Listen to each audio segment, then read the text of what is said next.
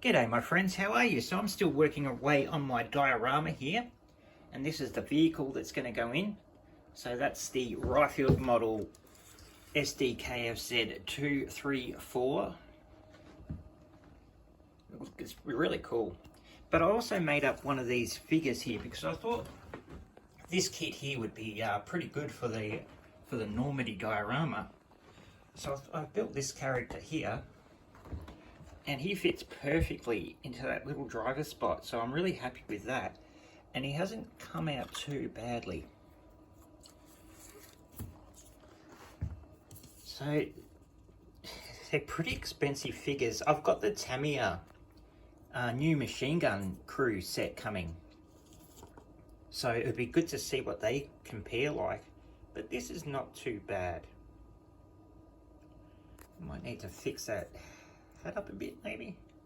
No, it seems like it's on right. Pretty cool. But yeah, it fits in there perfectly, so that was a spot I was a bit worried about. I don't know if it'll go any of the other positions alright, but it seems like that's its spot. And you see how his leg just comes out there nicely like that, so we'll get him in there even nicer. There we go. So that'll be pretty cool. So he can just be sitting up there waiting to drive the vehicle. And I don't know, let's build up some more of these characters, and we'll build up the commander, and we'll see if we can actually get them all to fit in. Because if they can, this will be a really cool kit, because these are Normandy Panzer Crew, France 1944. But really looking forward to seeing what the Tamiya ones come out like. I'm still working away on the border models Tiger, but this other crew here, it seems really cool as well. So I was sort of tossing up between them, but this is more of a Eastern Front kind of crew, I suppose. Choices, choices, choices, choices. All right, my friends.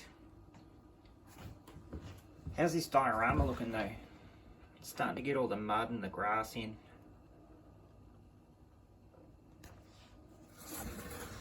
Slowly build up the colours.